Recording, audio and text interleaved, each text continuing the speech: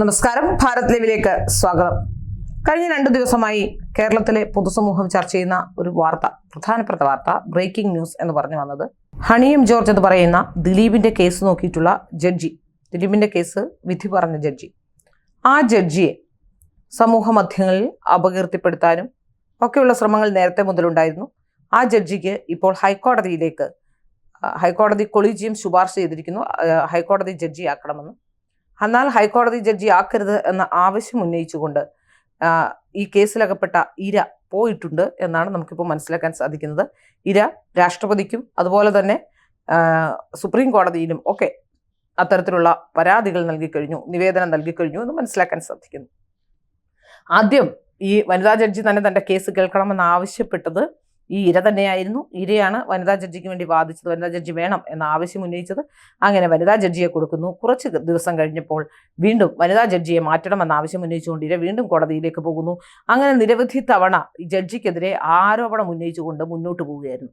എന്നാൽ നീതിപീഠം കറക്റ്റായി സുപ്രീം കോടതി വരെ പോയിട്ടും ജഡ്ജിയെ മാറ്റി കൊടുക്കണം എന്ന ആവശ്യം ഉന്നയിച്ചുകൊണ്ട് പോയിട്ടും അത് സാധിച്ചില്ല എന്നുള്ളതാണ് പ്രധാനപ്പെട്ട കാര്യം. ഇപ്പോൾ അതിനുശേഷവും ഈ വിധി വന്നപ്പോൾ ചില അഭിഭാഷകരുടെയൊക്കെ, പ്രത്യേകിച്ച് ഇരയുടെ അഭിഭാഷകയുടെ ചില വാചകങ്ങളൊക്കെ നമ്മൾ കേട്ടതാണ്. ആ കേട്ടതിൽ നിന്ന് വ്യത്യസ്തമായൊന്നുമല്ല ഇപ്പോൾ സംഭവിച്ചിട്ടുള്ളത്. CPM അനുഭാവി ആയതുകൊണ്ട് വിധി തങ്ങൾക്ക് അനുകൂലമാകും എന്ന് വിശ്വസിച്ചു എന്നൊക്കെയാണ് ഈ അഭിഭാഷകൻ തന്നെ പറഞ്ഞിട്ടുള്ളത്. നമ്മളത് കേട്ടിട്ടുള്ളതുമാണ്. ഏതായാലും ഈ കേസുമായി ബന്ധപ്പെട്ട് നോക്കുകയാണെങ്കിൽ 8 വർഷം അവരുടെ ജീവിതത്തിൽ ഇന്ന് വരെ ഈ കേസ് ഉണ്ടാകുന്നിടം വരെ അവരെക്കുറിച്ച് ആരും ഒരു മോശം പറയുകയോ നല്ല അഭിഭാഷകയാണ്, നല്ല ജഡ്ജിയാണ് എന്ന തരത്തിലാണ് എല്ലാവരും പറഞ്ഞിരുന്നത് തന്നെ. ഈ കേസുണ്ടായപ്പോഴും അഭിഭാഷകർക്കോ അല്ലെങ്കിൽ ഏതെങ്കിലും തരത്തിലുള്ള ഒരു അഭിഭാഷകർക്കും, ഈ കേസുമായി ബന്ധപ്പെട്ട കൺസേൺഡ് അഭിഭാഷകർ ഒഴികെ മറ്റൊരു അഭിഭാഷകരും ഈ ജഡ്ജിയെ ഒരു തരത്തിലും മോശം പറയുന്നില്ല എന്നുള്ളതാണ്. ഞാൻ പല അഭിഭാഷകരോട് ഈ പ്രശ്നമുണ്ടായ സമയത്ത് നമുക്ക് ഒരുമാതിരി ഒരു കൃത്യം കാര്യം കുറച്ചൊക്കെ നമുക്ക് മനസ്സിലാക്കാൻ പറ്റും. ഈ കേസുണ്ടായ സമയത്ത് ഈ ജഡ്ജിയെ എങ്ങനെ ആക്രമിക്കുന്നതാണ്. അപ്പോൾ പലവട്ടം ഞാൻ ചോദിച്ചിട്ടുണ്ട്, ഈ ജഡ്ജി അങ്ങനെ എന്തെങ്കിലും പ്രശ്നമുള്ള ആളാണോ എന്ന്. ഒരു അഭിഭാഷകരിൽ നിന്ന് മോശമായ ഒരു അഭിപ്രായം ഇന്ന് വരെ ഉണ്ടായിട്ടില്ല എന്നുള്ളതാണ് ഏറ്റവും പ്രധാനപ്പെട്ട കാര്യം. ആകെ ഉണ്ടായത് ഈ കേസുമായി ബന്ധപ്പെട്ട് നിൽക്കുന്ന ചില തൽപര കക്ഷികൾ, ഈ കേസുമായി ബന്ധപ്പെട്ട അഭിഭാഷകർക്കല്ലാതെ മറ്റാർക്കും അത്തരത്തിലുള്ള ഒന്നും തന്നെ ഉണ്ടായിട്ടില്ല. എന്നാൽ ഒരു കാര്യം നമ്മൾ മനസ്സിലാക്കേണ്ടത്, ഏതെങ്കിലും ഒരു കേസുമായി ബന്ധപ്പെട്ട കൃത്യമായ തെളിവുകൾ ഉണ്ടെങ്കിൽ തീർച്ചയായും ആ തെളിവുകൾ ശിക്ഷ വാങ്ങിക്കൊടുക്കുന്നതിന് പര്യാപ്തമാകും തന്നെയാണ്. എന്നാൽ ഈ കേസുമായി ബന്ധപ്പെട്ട് നോക്കുകയാണെങ്കിൽ ഈ കേസിന്റെ വിധിന്യായം മുഴുവൻ വായിച്ച ഒരാളെന്ന രീതിയിൽ എനിക്ക് പറയാൻ സാധിക്കും, ഒരു സിംഗിൾ എവിഡൻസ് പോലും ഇല്ലാത്ത ഒരു കേസായിരുന്നു ഈ കേസ് എന്നുള്ളത്. മെറിറ്റ് ഇല്ലാത്ത കേസുകൾ, അവർ പീഡിപ്പിക്കപ്പെട്ടില്ലയോ, അത് മറ്റൊരു പ്രധാനപ്പെട്ട വിഷയം. ഇരയ്ക്ക് പ്രശ്നമുണ്ടായി എന്ന് ഇര പറഞ്ഞു കഴിഞ്ഞാൽ ആ പ്രശ്നമുണ്ടായ യഥാർത്ഥ പ്രതികളെ കണ്ടെത്തുകയും അതിനനുസൃതമായി വേണം ബാക്കിയുള്ള കാര്യങ്ങൾ മുമ്പോട്ട് നീക്കേണ്ടത്. ഇത് ഒരാളെ നേരത്തെ തന്നെ തീരുമാനിച്ചു വെച്ച് പ്രതിയാക്കാൻ പോലീസുകാരും മറ്റുള്ള സംവിധാനങ്ങളും ഒക്കെ തീരുമാനിച്ചു വെച്ചുകൊണ്ട് അവർ പ്രതിയാണ് എന്നുള്ള ഒരു ലക്ഷ്യം വെച്ചുകൊണ്ട് മുന്നോട്ട് പോയത്. ഇതിലാകെ സത്യത്തിൽ ഈ പറയപ്പെടുന്ന പൾസസുനി അടക്കമുള്ളവരോട് ഇവർക്കാർക്കും ഒരു വിരോധവുമില്ല എന്നുള്ളതാണ്. എന്നാൽ ഈ ദിലീപിനെ പ്രതിയാക്കണം എന്ന വാശിയുള്ള ആരോ ഒരു കൂട്ടം ആൾക്കാർ ചേർന്ന് ഇതിലേക്ക് ദിലീപിനെ തിരികെ കയറ്റാൻ നടത്തിയ ശ്രമമാണ് ഈ കേസ് മുഴുവൻ പൊളിഞ്ഞു വീഴാൻ കാരണമായത് എന്നാണ് എനിക്ക് തോന്നുന്നത്. മാത്രമല്ല, നീതി കിട്ടണമെങ്കിൽ, ദിലീപിനെ ശിക്ഷിച്ചെങ്കിൽ മാത്രമേ നീതി കിട്ടൂ എന്ന് വിശ്വസിക്കുന്ന ആൾക്കാരെ സംബന്ധിച്ചിടത്തോളം ഒന്നുമൊട്ട് പറയാനുമില്ല. ഈ കേസിന്റെ തുടക്കം മുതൽ തന്നെ, ഈ കേസ് ഞാൻ നന്നായി പഠിച്ച ഒരാളാണ്. അതുകൊണ്ട് ദിലീപിന്റെ കേസുമായി ബന്ധപ്പെട്ടാണെങ്കിൽ ഈ കേസിന്റെ തുടക്കം മുതൽ തന്നെ ഞാൻ പറഞ്ഞിരുന്നു, ഭാരത് ലൈവ് അന്ന് തൊട്ട് ഇന്ന് വരെ പറഞ്ഞിരുന്നു ദിലീപിനെ കുറ്റവിമുക്തനാക്കും എന്നുള്ളത്. മാത്രമല്ല, ആ കേസുമായി ബന്ധപ്പെട്ട അപ്പീൽ ഇപ്പോൾ ഹൈക്കോടതിയുടെ പരിഗണനയിലാണ്.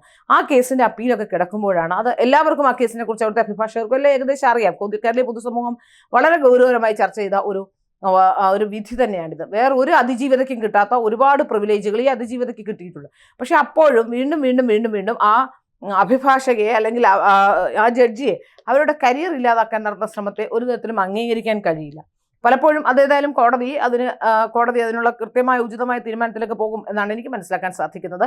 ഈ കേസ് വെച്ചുകൊണ്ട് മാത്രം ആ ജഡ്ജിയെ അങ്ങനെ സ്ഥാനക്കയറ്റം കൊടുക്കാൻ കഴിയില്ല എന്ന് പറയുന്നതിനോട് ഒരിക്കലും യോജിക്കാൻ കഴിയില്ല. അങ്ങനെ ഒരു നിലപാടിലേക്ക് സുപ്രീം കോടതി പോകുമെന്നും ഞാൻ വിചാരിക്കുന്നില്ല.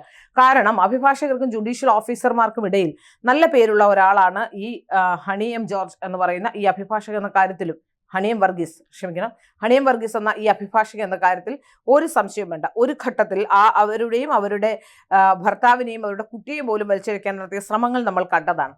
ഏതോ ഒരു കോണിൽ നിന്നും ആരൊക്കെയോ നിശ്ചയിക്കുന്ന ചിലർ ചേർന്ന് ഇനിയിപ്പോൾ കേസിൽ കുറ്റവിമുക്തനായതുകൊണ്ട് ദിലീപിനെ വേട്ടയാടാൻ കഴിയില്ല എന്ന ബോധ്യം വന്നതോടുകൂടി ഇനി എന്നാൽ പിന്നെ ജഡ്ജിയെ വേട്ടയാടിയേക്കാം എന്ന തരത്തിലുള്ള നീക്കം നടത്തുന്നതിന് ഒരു തരത്തിലും യോജിക്കാനാവില്ല. അവരുടെ മെറിറ്റ് അനുസരിച്ച് അവർക്ക് കിട്ടേണ്ട പദവികൾ അവർക്ക് കിട്ടുക തന്നെ ചെയ്യും. അക്കാര്യത്തിൽ ഒരു സംശയം വേണ്ട.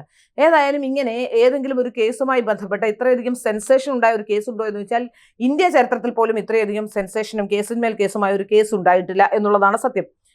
വാദി അവർക്ക് നീതി കിട്ടാനുള്ള എല്ലാ കാര്യം ചെയ്യുമ്പോൾ പ്രതിയും അതുപോലെ തന്നെ പ്രതി താൻ കുറ്റവിമുക്തനാകാനുള്ള കാര്യങ്ങൾ ചെയ്യുമെന്ന കാര്യത്തിൽ സംശയമില്ല. അനി അഥവാ തെറ്റ് ചെയ്യാത്ത ഒരാളാണെങ്കിൽ തീർച്ചയായും അവർക്ക് ഈ കേസിൽ നിന്ന് രക്ഷപ്പെട്ടേ മതി എന്ന് അവർ തീരുമാനിക്കുകയും ചെയ്യും. അപ്പോൾ നമ്മൾ മനസ്സിലാക്കേണ്ട പ്രധാനപ്പെട്ട കാര്യം, ഏതെങ്കിലും ഒരു കേസിൽ വിധി പറഞ്ഞതുകൊണ്ട് ഒരു ജഡ്ജിയെ ഇത്തരത്തിൽ ആക്രമിക്കുന്നത് ശരിയാണോ എന്നുള്ളത് ആലോചിക്കണം. ആ കേസ് വന്ന സമയത്ത് തന്നെ ഒരു ഊമക്കത്തുമായി ബന്ധപ്പെട്ട് കേസിന്റെ വിധി വന്ന ശേഷം ഊമക്കത്തുമായി ബന്ധപ്പെട്ട് ഏതൊക്കെ തരത്തിലുള്ള പ്രചരണമാണ് ഉണ്ടായതെന്ന് നമ്മൾ കണ്ടതാണ്. ഇതൊക്കെ നിലനിൽക്കുമ്പോഴും ജഡ്ജിക്ക് സ്ഥാനക്കയറ്റം കിട്ടുന്നു എന്നുള്ളതിനെ തടയാനുള്ള ശ്രമം നടത്തുന്നത് ഇത് ഇപ്പോഴും ഈ കേസിൽ സജീവമായി ആരൊക്കെ ഇടപെടുന്നുണ്ട് എന്ന കാര്യത്തിലും ഒരു സംശയവും വേണ്ട. ഏതായാലും ഈ കേസുമായി ബന്ധപ്പെട്ട് ഈ ജഡ്ജിയെ ഏറ്റവും കൂടുതൽ ആക്രമിച്ചിട്ടുള്ളത് കഴിഞ്ഞ 8 വർഷമായി ഏറ്റവും കൂടുതൽ ആക്രമണത്തിനിരയായിട്ടുള്ള ഒരു ജഡ്ജിയാണെന്ന് പറയേണ്ടിയിരിക്കുന്നു. ഇത്രയധികം സമ്മർദ്ദം താങ്ങിക്കൊണ്ട് കഴിഞ്ഞ ദിവസം ഇത്തരം ഒരു സമ്മർദ്ദം ഉണ്ടാക്കാൻ ആ ജഡ്ജി ഉടനീളം ആ കേസിലുടനീളം ജഡ്ജിയെ ഏതെങ്കിലും തരത്തിൽ മാറ്റാനുള്ള കാര്യങ്ങൾ ചെയ്യണമെന്ന് ആവശ്യപ്പെട്ട് സുപ്രീം കോടതിയിൽ പോയ ശേഷം ജഡ്ജി ആക്രമിക്കുകയായിരുന്നു. ജഡ്ജി രാജിവെച്ച് പോകണം, ജഡ്ജി ഈ കേസിൽ നിന്ന് ഒഴിവാകണം എന്ന ആവശ്യം ഉന്നയിച്ചുകൊണ്ട് പലതരത്തിൽ അത്തരത്തിലുള്ള ആവശ്യങ്ങൾ പല അഭിഭാഷകരും ജഡ്ജിയെ ഇങ്ങനെ ആക്രമിക്കാനുള്ള വാസന കാട്ടിക്കൊണ്ട് പലപ്പോഴും പറഞ്ഞിരുന്നു. അതുപോലെ തന്നെയാണ് കഴിഞ്ഞ ദിവസം കെജ്രിവാളിന്റെ സംഭവത്തിൽ കെജ്രിവാൾ അവിടുത്തെ ആ ജഡ്ജിയെ ആക്രമിക്കാനുള്ള ശ്രമം നടത്തിയപ്പോൾ ജഡ്ജി തിരിച്ച് കൃത്യമായി തന്നെ മറുപടി കൊടുത്തിട്ടുണ്ട്. അങ്ങനെ നീതിന്യായ വ്യവസ്ഥയെ ഇല്ലാതാക്കാനുള്ള ശ്രമമാണ് ജഡ്ജി ആക്രമിക്കുന്നതിലൂടെ ഉണ്ടാവുന്നത്. ഇവിടെ യഥാർത്ഥ ഇര ആലോചിച്ച് നോക്കണം, 8 വർഷമായി ഈ ഒരു കേസിന്റെ സമ്മർദ്ദത്തിലും ഈ ഒരു കേസിന്റെയും പിറകെയാണ് അവർ. ആ കേസുമായി ബന്ധപ്പെട്ട് വിധിന്യായം തന്നെ കാണുമ്പോൾ നമുക്ക് മനസ്സിലാക്കാൻ കഴിയും 1800 പേജിലധികമുള്ള ഒരു വിധിന്യായം എഴുതി ഉണ്ടാക്കുക എന്ന് പറഞ്ഞാൽ തന്നെ എത്രമാത്രം ടെൻഷനും എത്രമാത്രം സമ്മർദ്ദവും എത്രമാത്രം സമയവും അവരുടെ ചിലവായിട്ടുണ്ടെന്ന് നമുക്ക് മനസ്സിലാക്കാൻ സാധിക്കും. എന്നിട്ടും അവരെ വെറുതെ വിടാതെ വീണ്ടും ആക്രമിക്കാനുള്ള ശ്രമം നടത്തുന്നു എന്നുള്ളതാണ് ഏറ്റവും പ്രധാനപ്പെട്ട കാര്യം. പക്ഷെ ഇവിടെ നമ്മൾ മനസ്സിലാക്കേണ്ടത് എല്ലാ സമ്മർദ്ദങ്ങളെയും അതിജീവിച്ചുകൊണ്ട് സത്യത്തിൽ നീതിയുക്തമായ ഒരു വിധി കൊണ്ടുവന്ന ആ ജഡ്ജിക്ക് ഒരു സല്യൂട്ട് എന്നേ നമ്മൾ പറഞ്ഞതാണ്. ഏതായാലും ഈ കേസിലും ഒന്നും തന്നെ സംഭവിക്കാൻ പോകുന്നില്ല.